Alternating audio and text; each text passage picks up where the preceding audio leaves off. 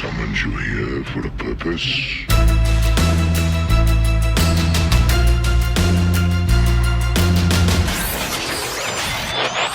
TransformYourGame.net.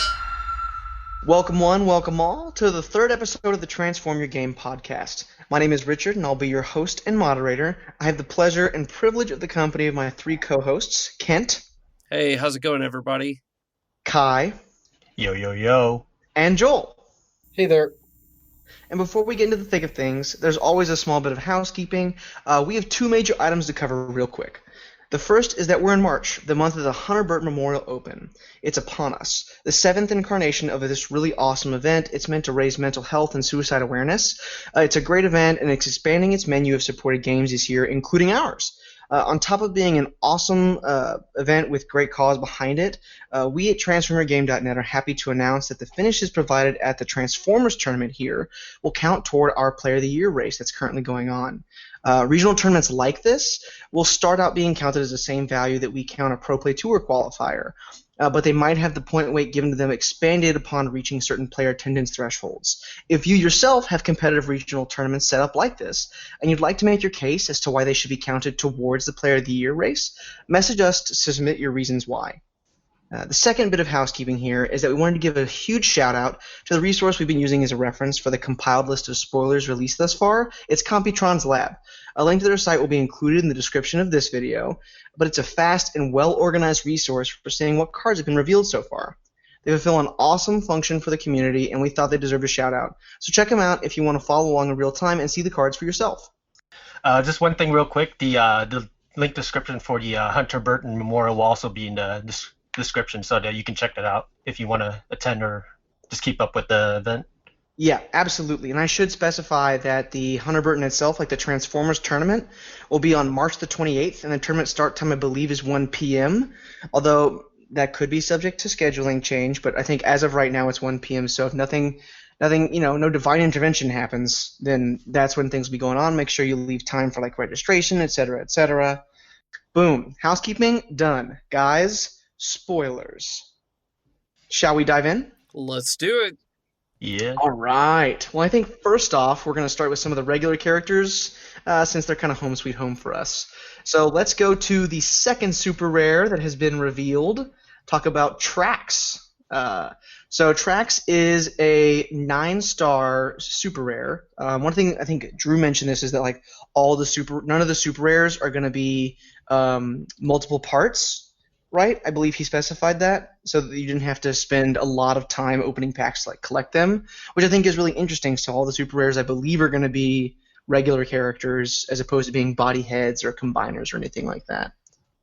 But Trax himself is a 9-star character. He's car and melee for an Autobot with 4 attack, 13 health, and 2 defense in alt mode. And when you flip to his alt mode, one of your characters, which can be him, gets +1 attack until the end of the turn, unless it shares a trait with him, so whether it's melee or car or something like that, then it actually gets +2 instead. When he can choose himself, so he can always give himself +2 when he's flipping to this mode. And then in bot mode, he loses a defense and puts it into his attack, so he's a 5-13-1. He stays melee, and it says when this attacks, you do a damage to an enemy that isn't a car or a plane. Guys, I think I'll give it up to you to talk. Cool. I really like this guy. There's, a bit of trying to calculate exactly where he belongs and what kind of deck to build around him. I mean, of course, right at first, I just think direct damage. Getting to basically zap, any character you want every time you attack, that's pretty valuable because they can't really do anything to block that or prevent that. Giving the stat bonus on attack when he flips back to car mode, I could see this really going into a 3-wide car stack very easily and just making everybody better as the game progresses just by flipping tracks, which is really cool. It does give a rollout and start your engines more functionality, but I don't know. It's weird because that 9-spot roll is already for Wheeljack. So it depends on if you want to go all in on Wheeljack or spread the damage buff around with this guy. I think that I could see people moving back to tracks instead of wheeljack just because, like, hey, right now we're seeing, +2 defense heads and tough 3 on on characters before they even have any armors on them, just because of the Titan Masters. So some of that, like, extra bold that wheeljack gets might not be as important as just regular static buffs and doing some direct damage focused ideas. See, for me, I actually think Trax is more of a support character than a build around character. Because like you swing with him first, you do the damage or whatever, and then you just buff your guys for the rest of the wheel turn until either you untap or But that it just seems to me that even if he can give himself +2, I don't know. You'd only really do that if you're doing like start your engines. I've got something to say about this. So, like, just when we're talking about starter engines and cars as kind of an archetype, like on a larger scale of things, one thing I think is really important to look at. So, you mentioned, Kai, that this is kind of competing at 9 stars with the wheeljack slot, the Wave 1 wheeljack. I agree, and I think one of the things that is, I don't even think the attack difference is really what like is make or break on the decision. I think that what makes or break on the decision is the fact that the car's deck is about its untap effects, right? So it's about start your engines and it's about turbo boosters. So the fact that wheeljack, in addition to the cliff jumper ability, helps you dig towards your cards that you actually care about, I think that is what actually puts him in a better place in that archetype at large over Trax. I think as long as that's what Cars is about, Trax is probably not going to see a lot of play in it. That said, I could be wrong. I do think that the base 6 in alt mode is really interesting if Cars wants to explore like a head-on collision kind of build that's really more about pump actions or something like that. I don't know. Like maybe there's something there, but I'm not as excited for the car in its base mode at 9 stars. If it was 8 stars, I might be a little bit more interested in it, personally. Same. It might be in a blue shell useful. It would take some testing. The Energon Invitational qualifier that I won down in Houston, I was playing blue cars with Fire Drive, and I was using Raider Roadhugger and his pump ability. It was very, very useful. Now that gives +3 instead of +2, but I also have to tap Roadhugger and discard a blue card to do that. So it's possible that this giving +2 but not costing a card and only a flip, and it happens every single time that you use one of those untap cards or flip to alt mode cards like start your engines, that it might find a place in a deck like that. That's actually pretty interesting to think about, because blue really is wanting for those type of pump effects, right? So he's pretty clearly better on the attack than like something like Wheeljack in a blue car's deck. How do you guys feel about aerial enhancements, the stratagem that goes with tracks? So I'll go ahead and read the stratagem out just for the listeners. So aerial enhancements, you have to play it with Trax Autobot Warrior, who we just talked about.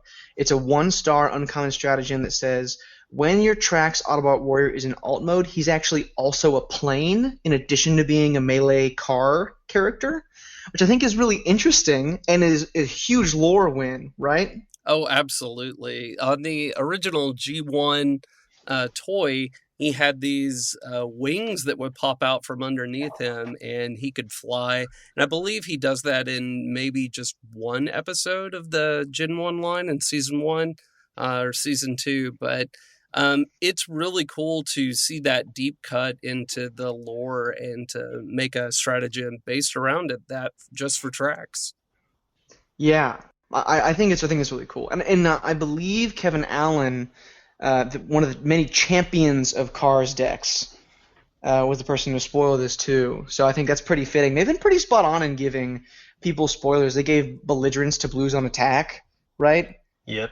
And they gave the flying car to the guy who's posted memes about flying cars and Transformers in the Facebook group for a long time now. I don't know that the stratagem itself gives me much more interest in playing him, though, right? Like, 10-star plane, we're competing with Windsweeper, right? Like, Windsweeper seems like a better plane card to me than this guy does. And playing them together, you only get 5 more stars, so what are you going to do? Like, I don't know. I'm not particularly enthused by this guy, but maybe the place that I would want to play him is yet to be revealed. We still have a lot of character cards left to go in this set. Yeah, that's how I'm sort of feeling with this guy. Okay, shall we move on to the next one? Sure. The next card we have is Autobot Gears, and he is a 7-star truck specialist, 4 attack, 10 health, 2 defense. When you flip to alt mode, move an upgrade from an enemy to another enemy. And in his bot mode, he is also a specialist with now 3 attack, 10 health, and now 3 defense, which is pretty substantial. When you flip to this mode, return an upgrade on an enemy to its owner's hand. Kai, what are your thoughts? Dude, this this guy is pretty sweet. He's the kind of support character that I'm looking for when I'm building like control decks, because he just flipping to bot mode just the one time, you get the 3 defense and you also return an upgrade to the opponent's hand. That's just a really good control effect. And that's not even considering his stratagem either. So it's like, I really love this character. You want to go ahead and read the stratagem too, Ken? While we're here. The stratagem is Sabotage. For 1 star, and it is a common, while you have Autobot Gears, Transport, and Reconnaissance on the battlefield, enemies being upgraded can't cause abilities of your opponent's cards to trigger. That card is so good. Yeah, he shuts off so much stuff. So just a real quick list of things that he shuts off: armed hovercraft, the wave 1 upgrades that destroy like drill arms, scrapper gauntlets, crushing size. He shuts off turbo boosters. He shuts off attack drone and extra padding, bashing shields. Like the list goes on. It's crazy how much stuff he shuts down with just the stratagem. Yeah, it's insane. I think I posted a super long list in, if not our group chat on Facebook, then at least one of my group chats on Facebook about Transformers. And the list is it's so many cards long, right? Like drill arms, bashing shield, enforcement batons, field communicator, armed hovercraft, right? Like crushing size. It goes on and on forever. It's insane. You can't even. I think it even stops like the extra paddings and the attack drones, letting you play extra ones. Yeah. Yes, it does. That's so dumb. It's so strong. Because, like, not only are you turning off the upgrade abilities when the character would be upgraded, you just flipping to bot mode basically means you get to remove 2 or 3 upgrades even in a turn, just by flipping and then playing bashing shield or ramming speed or something like that. So it's just such a strong control support character. Oh yeah, and it's not a symmetrical thing, is it? It's literally enemies being upgraded, so all of mine still work. Yeah. God, that card's good. I'll tell you 2 places I'm really excited about this card. One is Sealed. He's going to be so good in Sealed. If your opponent has one guy who needs to be protected, and you can just use this guy to return or move the armor that's saving him currently from your onslaught, it's going to be so good. And you have a way to interact with weapons that way. On top of that, I'm really, really pumped. Oh, and you're going to see a lot of him because he's common. And on top of that, I've been playing a lot of Pauper near the end, like the commons only format for Transformers. I think we were calling it Junkion. Right, especially with kind of like the burgeoning health totals, like HP totals that came with a lot of characters in Wave 4. Right? I mean, like you had 7 stars with 12 and 13 health kind of all over the place. Like, so 8 for 10 is not a lot. I know you got good defense, but the fact that like the kind of the prevailing aggro deck of the moment is the Pierce heavy deck means that this guy's going to die in basically one hit. Sorry, get KO'd in one hit. Right. I just did the same thing you did, Joel. But I think that's something to go against him. That said, if that deck seems to fall out of favor and we have more of a traditional aggressive deck kind of take that role in the metagame, the fact that he's a specialist means he can wear my favorite card of the moment, which is Sturdy Armor, which means that he can just have that extra nice +2 defense that can be picked up. And the fact that his stratagem will be on him, or like will be in play, will mean that they cannot bashing shield your Sturdy Armor away, which is chef's kiss. So good. Well, one thing that Kent and I were working on before PPT Dallas was the combo deck, and we were constantly battling, trying to figure out how to get around Turbo Board, and that's where Kent came up with the idea of going off on your opponent's turn. Well, this card says no more combo. There's no way to destroy their stratagem without KOing Autobot Gears. So, sorry, Kent. This looks like this is just a straight, complete hoser for combo decks. It absolutely is. It makes me cry a little bit, but at the same time, I can see myself using the 8 stars for Gears and his stratagem in control decks. So I don't know. I really like how it just messes with the opponent so much. Yeah. I think he fits both sides of the spectrum really, really well. And you can move him around. I mean, I really, really like Gears. I almost feel like he could have been the SRT instead of Trax. Like, he's just, that's how much I like this card. It's a very strong card.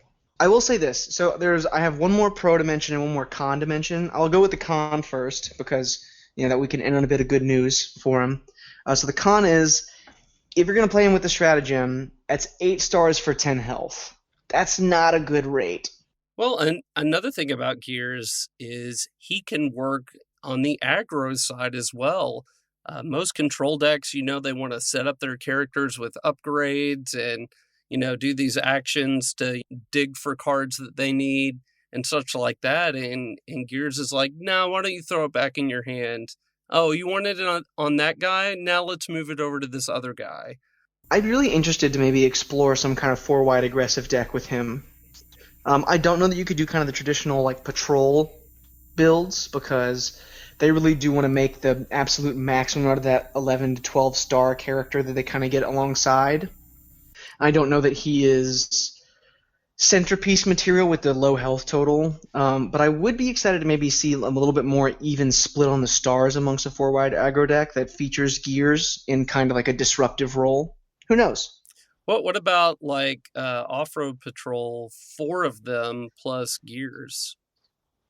That can maybe work. Yeah, and you just use his flips to mess with them.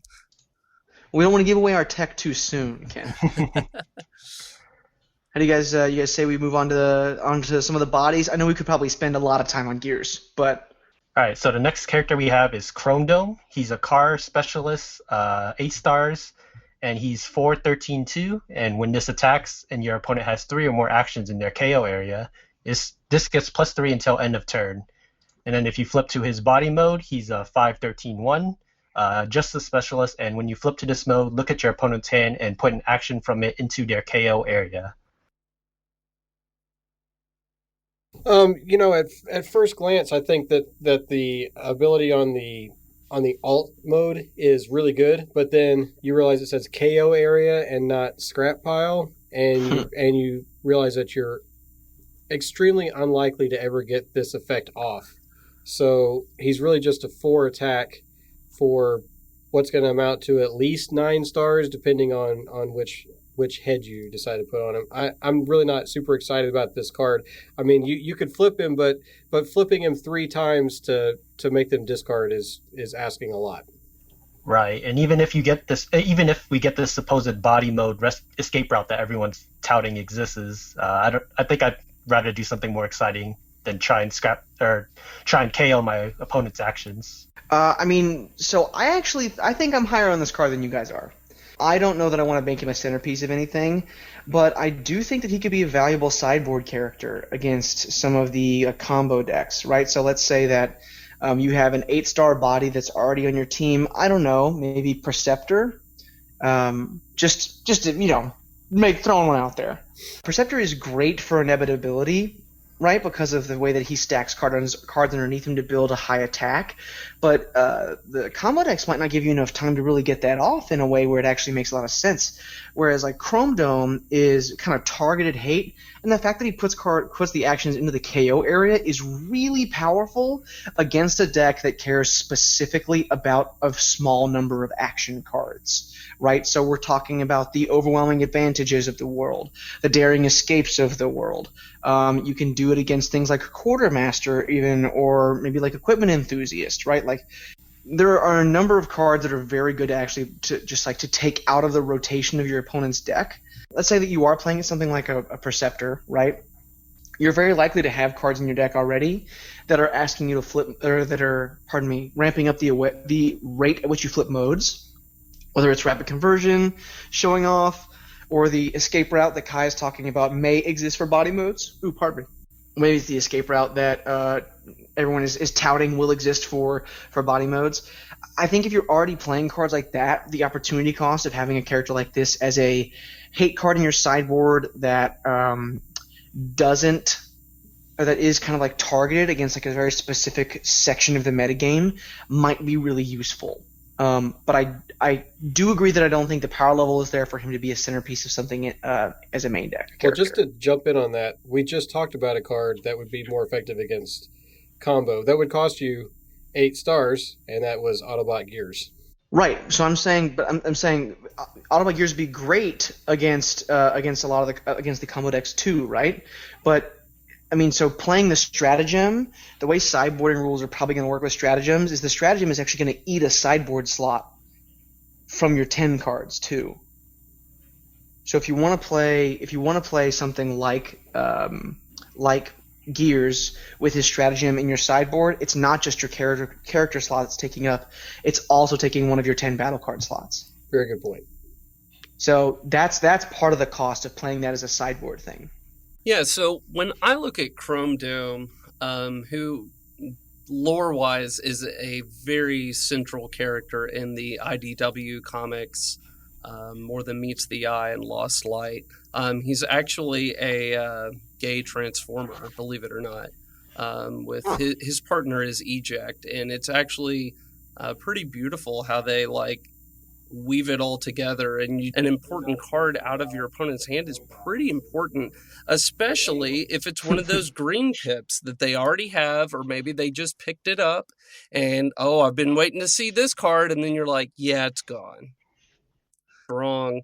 One of the things that I was doing in Wave 2 with Espionage was I was using it because I played 3-Wide Prime at Origins, and I actually used that card defensively. So let's say I was fighting against bugs or cars.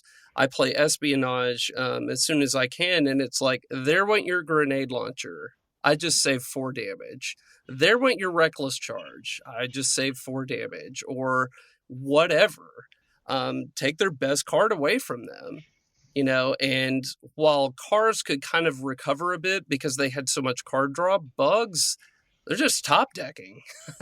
So you take away some of their key damage cards, and that deck gets crippled pretty easily. And then you have Flame War and all that good stuff too. I kind of second that, but I also want to pose a kind of like thing to keep in mind, right? So I think that if over time, like the alt mode ability trends towards something that's more regular, right? So because the KO zone and it's not the scrapyard, once that condition is met, that condition will always be met, right? Like they're not gonna have a way, very likely, to get cards from your KO zone back into your deck. Correct. So if there were cards, say in this set, I'm not saying there is, but like hypothetically, if there were more ways to get cards from your opponent's deck or hand into their KO zone, then that could be something that's to keep in mind as towards the playability of this card, or in future sets, if there are additional ways to put cards from your opponent's deck into the KO zone. Like those are things. I think the playability of Chrome Dome as a main deck character is kind of it's really not true right now, but I think it does trend towards very likely over time. I think that a couple I think he has pretty solid stats. They're not great, but cars typically don't have super high attack numbers, right? And he does have good health. He's got good health and he's got 2 defense in the right mode. So if you lose the die roll, he still has 2 defense. Like he could get better this set if they have a card that helps strip away more actions from their hand to their KO, or in future sets, I'm sure eventually we will see something like that. Yeah, I can only see this card getting stronger. Like this is probably the lowest I'll be at on this card because they can easily increase the power level of an action and then make it KO itself like a recover cassette, and then that would just fuel him. So. Yeah, I think right now he's the lowest I'll see him, but he's only going to get better. It's also a cool lore-wise ability because like he kind of selectively deletes files from other bots like memories. So moving action to the KO zone is kind of like deleting it from ever actually being in play ever again. Very cool. Kind of cool, a little top-down design. Never hurts. Love it. Next, we're going to talk about Horrible. Ugh. He is a beast melee that is 6 stars, 3 attack, 9 body, 2 defense, and he says when you flip to this mode, to his alt mode, move 1 damage counter from this to an enemy. When you flip to body mode, remains melee, attack becomes 4, defense 1, and when you play a black pip card, do 1 damage to an enemy and 1 damage to this. So he only has 9 life, so I'm not super crazy about dealing damage to him just by playing a card. You can flip back to the other mode and move that 1 damage. That's the argument for that, I guess, but it's only 1 damage. It almost turns any black pip card into a zap in addition to whatever the card effect was in the first place. So that's kind of useful, but he's really small. He's only going to have 9 life. His partner that gives him a 1-star head, you're paying 7 stars for 9 health. That's just not really going to get it done right now, I don't think. I do think it'd be interesting to play him alongside specifically the card Special Delivery from Wave 4, right? Which is kind of the fling, but it's a black pip. So if you flip him to his bot mode, then you get to turn it into basically a marksmanship that doesn't need the target to be in bot mode for it to actually work, right? Like that's pretty interesting. I mean, I could take that even further. Just play wedge formation, and then you have a recurable zap / marksmanship. So that's pretty hot, actually. You play it and then it heals immediately. He's pretty awesome. Yeah, I actually think that his partner that gives him +2 health for 1 star, his Titan Master, and then Grax for 3 stars gives this guy 5 additional health. That's not bad. I think that we're going to start seeing at some point all these like black weapons really have me excited about trying this game from a different axis. The compatibility with him and black pips, I think that's going to be really strong. And yeah, we'll see what happens. Pretty darn competitive deck right now with that guy.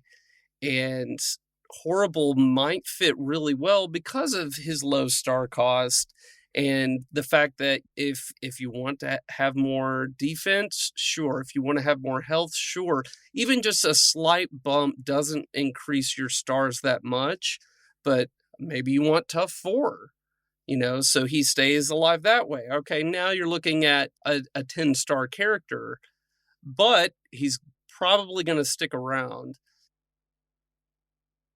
Yeah, I mean, he is the cheapest body mode we've seen so far, right? At 6 stars. So, I mean, that's a boon in his favor, right? Like, I think, pardon me, but in my playtesting so far with some of the really poorly proxied Wave 5 cards, kind of like yours, Kent, that you posted. Yeah, nobody has a worse proxy than my hand-drawn Windsweeper. No, but I'm giving you a run for your money. I really am. You should see the microscope I drew on my Perceptor proxy. It's horrible. Oh, It's jeez. it's unrecognizable. That's Dude, not you the gotta point. post it. You gotta post it, man. No, I want to keep my standing in the community if I can. Hey, But- Kent won first place, okay? Yeah, that's true. Okay. But I think that the heads have been a larger impact on the game, the flow of combat, the kind of weird turns that they will sometimes give to you, whether it's like a respite from like a big onslaught attack from your opponent, right? So let's say your opponent has like 3 dudes untapped, and then they attack and they KO your body mode, having the head pop off and kind of stop their combat has been really relevant. Like I think just having like kind of the for lack of a better term, the meat shields of the little heads once they pop off into bot mode has been really awesome. Like a very, very huge boon. So I think that, like, I kind of, me personally, I don't know about you guys, I undervalue the idea of just kind of a 2-character kind of like single unit that the head-body combination of Titan Masters provides to a team. And I think Horrible might be kind of like the best example of how powerful that mechanic is, because I don't think the card on his face is very good. Like as far as like power or playability, I think the fact that it's cheap and it's going to give you basically 2 characters where you have like this buff that applies basically across the 2 of them. Like let's say you're playing Grax is the +5 health, so if you play Grax with him here, and then you get a lot of extra damage or utility out of Horrible's 2 modes, and you have Grax pop off, and he eats 1 to 2 extra attacks and is base 4 attack on his own, like that's so much tempo in a game. And up to this point, like I just haven't seen that many decks in Transformers that really capitalize on tempo very much. But I think that that's one of the resources that Titan Masters really kind of give you the option to build your deck towards exploiting, which is really cool. Yeah, so I think I'm actually the highest on Horrible and potentially the next one. Let's say you play Rock Toss, right? So you get the 1 damage from that, and then you do 1 damage to yourself and then the enemy, and then you flip to alt, and then you get another damage. So that's 3 damage just for playing the Rock Toss. If you just think of it that way, you're basically turning all your black pips into zaps or marksmanships, as we mentioned earlier. But it's so take for example David Burgos's Orange Pierce Madness deck. That deck has a weakness to aggro, because if you aren't killing the character immediately, then you have to sink another attack into it. So if you play Horrible in stance of that lineup, then you basically turn it into, it might not be that bad of a matchup, because all your blacks all just shoot the other guys that are tapped, and you can just keep piercing just going for guaranteed damage with the guy, because you can play Flame Out or even Clobber, and he'll do a substantial amount of damage too. So I think Don't forget about Parsec, right? Parsec 1-star as well. Bolt 1. That is true, and yeah, because Parsec could then take the place of Barrage, and just add it as a range option, but he's melee. So I mean, that's why I'm like really impressed with this card, even though his health is low. But yeah, just in a wide deck, I think he's going to shine really, really, really well. I'm gonna be honest, that's a lot more positive than I thought we were gonna be about Horrible. I will say this. Okay, so I've got to add one more con to him, which is that easily the worst name in the game so far. Yeah, in this game specifically, yeah. But I've played games where there are cards like totally awesome, and it's a frog. So yeah, it's not the worst, but it's close. Joel, do you have any extra thoughts on this card? I really don't. Y'all seem to be super excited about it, and if you can prove me wrong, then good on you. But good luck.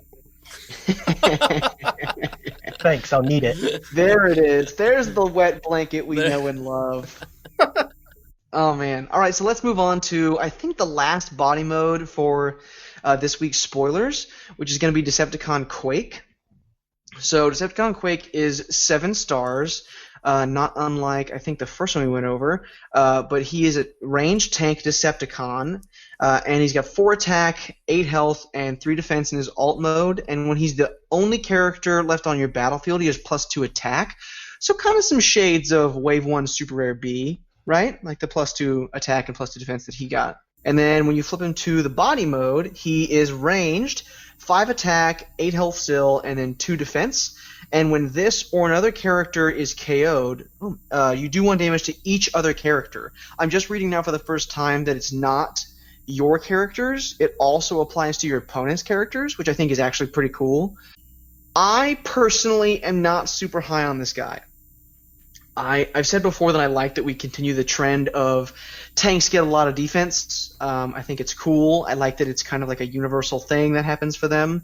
But 8 health is just not enough against like the Orange Pierce Madness deck, which, by the way, Kai, I know that David, if he listens to this, will be hugely happy that we use the actual name that he gave us for the deck, as opposed to calling it some of the other nicknames or shorter names for it. But yeah, I mean, I was excited for Horrible. I'm less excited for this guy. Horrible is 1 extra health for 1 fewer star. I mean, he's not ranged. Range is obviously a boon, but I just don't know where I want to play this guy. He doesn't work with Hunker Down the way that you want him to, because Hunker Down flips you from bot mode to alt mode, if I'm not mistaken. Do you guys know for sure? Just want to make sure. Yeah, Hunker doesn't work down with him. Yeah, I mean, you have to already be in tank mode, which is fine. Like, you can do that. You can play to set that up, but it kind of like leans itself away from some of the incentives that currently exist for playing decks that might want Quake. Yeah, I don't know. I'm just not impressed. Yeah, I kind of look at this guy, and I think it's interesting that he has this strafing run ability whenever someone gets KO'd. Yeah, he only has 8 health, but he also has 3 defense to start out, and also 5 attack in body mode. And you could pair him with a head that makes that just a little bit bigger for very small star investment. So that's cool. I kind of wonder about him and Horrible and, maybe another character that is black focused and, maybe photon bomb and like erratic energy grenade. And you're just like sitting there just dealing damage to everybody, obviously armed hovercraft. Those type of effects where you're just trying to, obliterate your opponent's side of the field while, yeah, you're taking a little bit too, but not quite as much. Maybe you have, some kind of repair ability. Yeah. I don't know. We'll see. I think it's not strafing on, right? It's 1 to each other character. It's not enemy characters. Yeah, it's 1 to everybody, including your own, sure. But at the same time, like, isn't there a Wave 1 card? It's not emergency maintenance, but repair bay. Mm-hmm. And you play that action, and now I've healed off all the 1 damage to myself, and all my team. Well, Bad Attitude. Does Bad Attitude heal as well? If you started the game with all Decepticons, yes.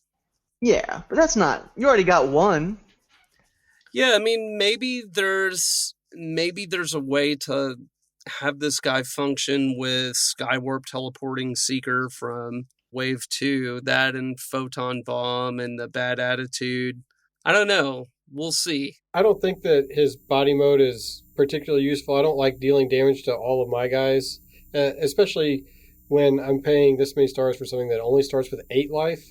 If I was going to use this character, I think that his best head would be Ominous, because he would fit in with what people have been trying to do with tanks since Wave 1, not to large success. So I'm not real excited about this guy either. Unfortunately, he's a tank. I think we still have a lot of heads left to be revealed, and I think if he was going to have an ideal head, it would be one that reduces Pierce, kind of like a point defense system that was a head. I could see that. I would really like to see that, too. So would I, but that's only because I keep dying to all these Pierce decks.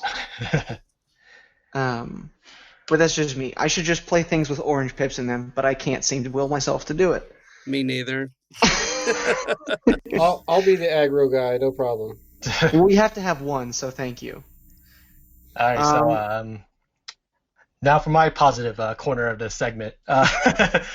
So imagine this guy with Clobber, which makes him 11 stars. Just turn 1, you transform him, and then you swing with both 3.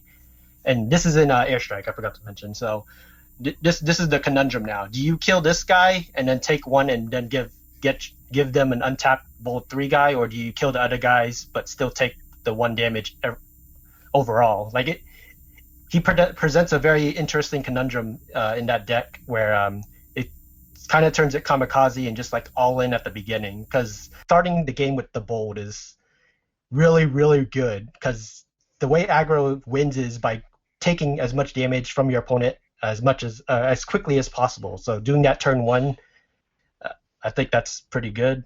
And then he just keeps dealing damage even when he's tapped. So He does do that. That's pretty unique.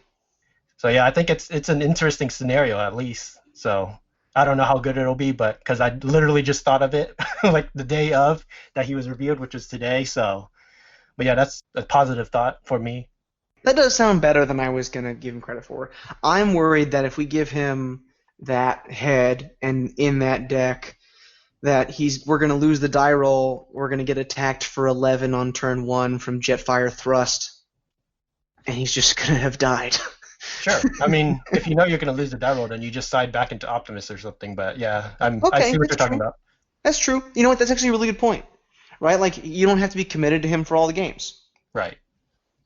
And he might be a lot better on the play than on the draw. So that's a really interesting thing to think about. I guess we haven't evaluated many head bodies that way. All right, I say we move on to some of the head modes since we're talking about the head body combo.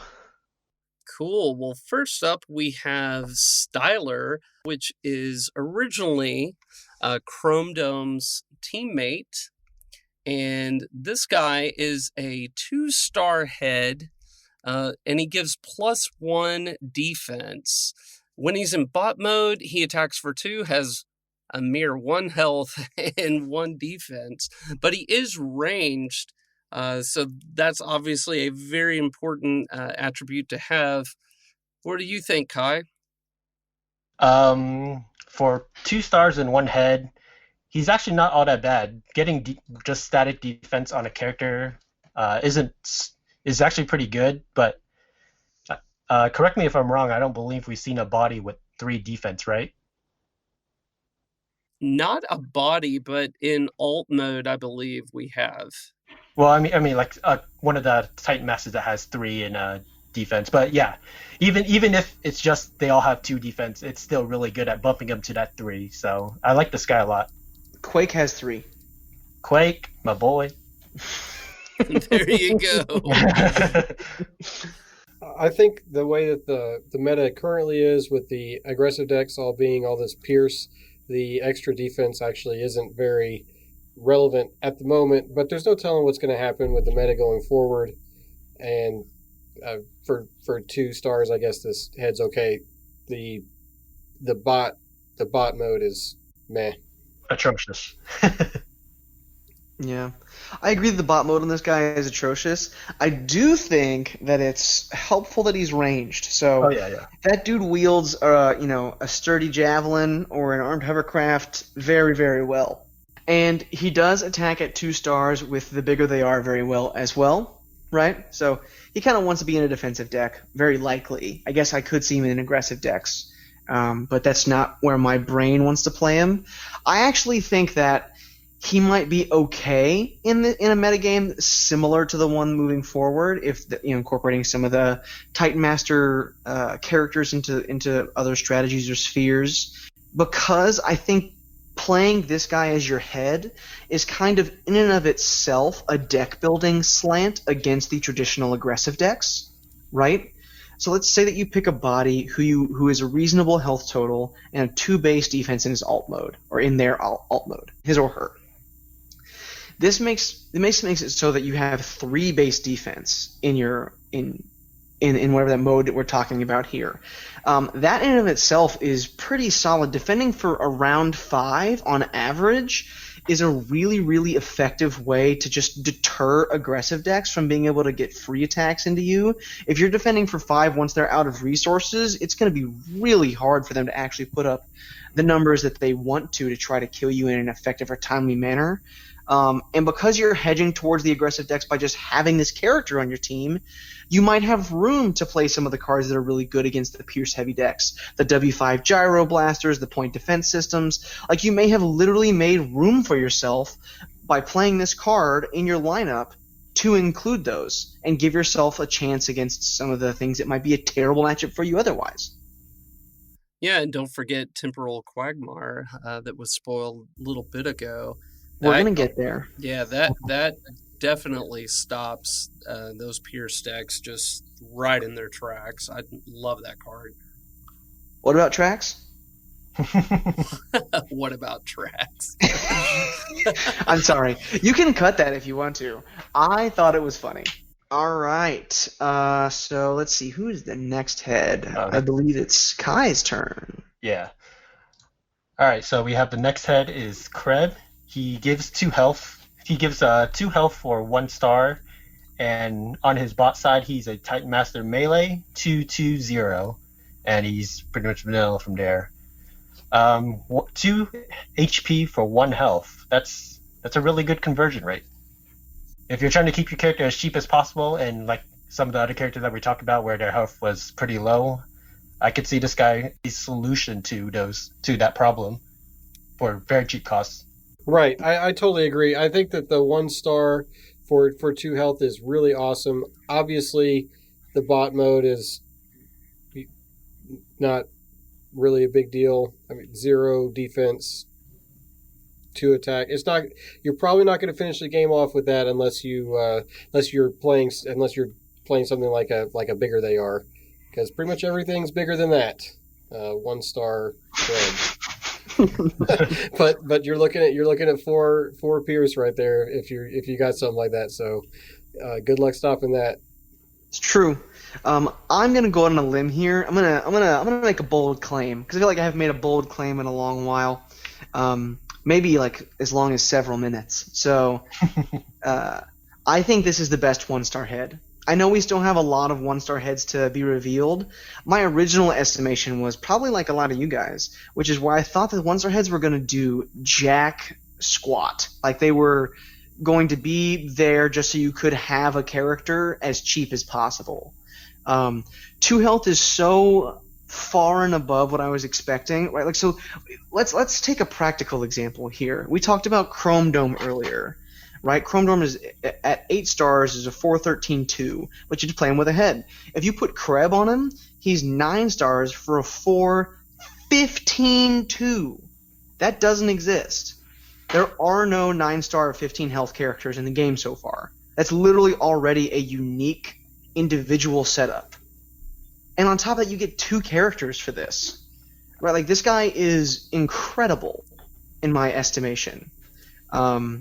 So yeah, we have the bold 1 head in Parsec. We have the +2 health head in Kreb. I wouldn't be surprised if we got a tough 1 head. Fingers crossed. But I think that Kreb is going to end up being better than any of the other ones, regardless. Yeah, I really like this guy. I mean, 1 star for 2 health is pretty cool. And back to what you were saying about having 9 stars and 15 health on for Chrome Dome. The closest we have to that is Siege 2 Thundercracker, who is 9 stars and has 14 health. And then, actually, I believe it's Siege 1 Ratchet, who is 8 stars with 14 health but 0 defense. So we kind of get close to that, where I actually think that this fits in, and it's mainly because of his body ability. I feel like with Horrible, like this is supposed to go in a black pip based deck. Horrible loves black pips. Kreb is his partner. Obviously, Horrible gets a little bit more health this way. And then when Kreb becomes the bot after Horrible is extinguished, then he comes over for 2 Pierce because you're playing a black Pierce deck. I mean, you could also put him on, I think the biggest kind of body build we have right now is Skull Smasher, right? As a 1-star head, if you put it on Skull Smasher, his total star count is only 12. That means that Skull Smasher will be a 16 health character that is capable of dealing out-of-combat damage to smaller characters and still leaves you room to be 4 wide with some of the patrol setups. That's a really, really powerful way to go about things. Definitely. Yeah, I agree with your hot take, Richard. Yes. Is there like a particular lineup that you would want to see, or that you're thinking about trying this as the head in, Kai? The Skull Smasher deck you were talking about does interest me a little, but I haven't really thought about this head specifically too much. I've been thinking more grandiose ideas, as you can see or hear from earlier. Joel, you got any thoughts on this guy? No, man. I'm just ready to go on to clobber. Well, the aggro guy wants to talk about the aggro head. Surprise, surprise. Seriously, I mean, I know the cards like this just bring out the inner Timmy in me.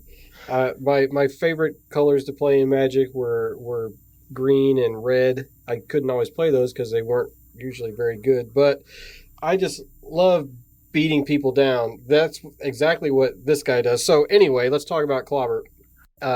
As a head mode, he gives bold 3 for 4 stars, and in bot mode, he is a Dinobot and melee, 2 attack, 4 health, 0 defense, bold 3. I think that's pretty good. I'm really like envisioning him in some sort of deck with something like free actions from Blaster and lots and lots of bold and just beating people down really, really fast. He also has a stratagem that goes along with him. Only with the stratagem is specific to the head. So it's me Grimlock, you Grimlock. While your Clobber is in head mode, the character he's on has the Dinobot trait. I'm not super excited about that, to be totally honest with you, because that basically makes him a 5-star head. So 5 stars for bold 3, not nearly as exciting as 4 stars, because before that we had bold 2 for 3 stars from Flameout. So just 1 more star, an extra bold. This guy's got me pretty excited about playing some aggro if you guys will allow it. You're allowed. But Dino Chomp makes him bold 8. Come on now. For the low cost of discarding your hand. I'm not that aggro. We've reached his limit. All joking aside, though, yes, I do think this head is really strong. It's just that bold 3 on 2 characters. Starting out the game with that on 2 characters is just a little scary. Not gonna lie. Yeah, it's a character starting out with a permanent power punch / supercharge, whatever, that is scary. For a blue control player, for a combo player, like that is not something you want to see. Like some giant guy coming at you on turn 1 with bold 3. They haven't even been able to play a card yet, but like here it comes. Like get ready. I also think back to the Black Pip idea. This is really strong there too, where you're not necessarily having to flip orange-black the entire time. I could definitely see this going on blue-black base deck. Again, can be very offensive base, like, hey, solid orange, yeah, let's go to town. Or blue-black, I think, could have a place in the meta depending on the character lineup and what heads you pair with them. Okay, I know normally this is Joel's job, but I want to wet blanket this a little bit. I think the listeners are probably not surprised by this, given how much I lean towards playing blue pip cards and control and things with tough. I'm not that impressed by Clobber. I actually am. I'm more interested in Parsec, and Flameout, the 3-star bold 2 head. Let me first off say that I'm really not interested in this guy in a blue-black deck. Personally, I hate to disagree with you, Kent, but I just think Ominous is going to give you better bang for your buck every time there. He's guaranteed Pierce 4 for one fewer actual stars on the character. He's also got Pierce when he comes off. Clobber is going to give you the bold 3 is basically going to be worth at a max maybe Pierce 4, and I feel like you're not spending your traits your stars the way that you maybe want to efficiency wise. Not that it isn't an interesting idea. I do think Clobber on smaller body modes might be really interesting, because I think when you take that approach towards building an aggro deck where every attacker is significant, regardless of the size or cost, I think that is kind of like where aggro is really strong. And I'm not as interested in putting him on anyone who's medium to large size, because even on a 9-star character, you're doing 13 stars for this, and I'm just not a huge believer in the 3-wide aggro right now. Maybe I'll be proven wrong. Maybe Hold the Line that was previously spoiled will give that archetype or macro archetype larger life, but he doesn't interest me all that much. I just don't think that's where you want to be spending your stars. I think you want to be spreading them wide, because you want all of your attackers to be as significant as you possibly can. That's my 2 cents. Well, in that case, he's not actually in a 3-wide deck, because when his body mode is KO'd, he's going to come out, so there's 4-wide. That's true, and and he is certainly a significant attacker by himself. 2 bold 3 off of a little dude that's real. It's actually, 2 bold 3. My bad. I was looking at his health and getting excited again. Oh, if it was 4, I'd be changing my tune if he was 4 attack. Then he'd be so good when he popped off. He would be busted. It needs to be a 6-star head. I'm not excited by the stratagem either. Maybe we'll get more Dinobot love. Who knows? Maybe there'll be like some Dinobot pip cards. Some of the hybrid pip cards will be Dinobot and they'll be really good. Who knows? That could be a thing. But I haven't seen it yet, so prove me wrong. All you listening, and those of you who are talking with me, prove me wrong. Show me I'm dumb. I know. I mean, I do agree that you with your sentiments, but I do think I think this guy is pretty strong, even just in just the generic orange shell. All right, I'll stop complaining. It's not complaining. It's all good. It was a good debate, with mainly you talking. I'm sorry. I can stop talking so much. You're good. You're good. It was a joke. Okay. Well, we do have one more head to cover in this week's spoilers. It is Chasm. He was originally partnered with Quake, so he came out like today as of the recording of this podcast. And let's go over him a little bit. So he's a 4-star Decepticon head. He grants +2 attack, so kind of 2 exactly of Monzo, kind of like a double up as far as rate, same rate. And when he pops off into head mode, he is a Titan Master melee with 4 attack, 4 health, and no defense, with a little bit of vanilla in that text box. I'm not excited by this. I actually think that Arcana, who is kind of like the exact foil to Chasm, is maybe actually better rate, because there's fewer effects in the game that provide equivalent defense effects for equivalent stars, whereas I kind of want this to be a little bit higher up on rate. What do you guys think? Yeah, I kind of feel that way too. 2 attack, I guess it really depends on the meta and which way you're trying to crack it, if you actually want that, since most of us sort of lean towards defense. We're probably not going to use him, but maybe someone will figure something out with him. I'll say this, like his character art, like in bot mode, I mean, he looks like a hip-hop hype man, like just trying to pump up the crowd or something. So I actually really like his art, but that's probably the most that I like about this character. So Chasm, I think I don't know if I want to pay 4 stars for this, but I could see him in the control mirror. Just starting off with 2 extra attack on your big boy. I don't know. I feel that might put you over the edge, but I don't know if I want to pay 4 stars to do that. That's probably some testing.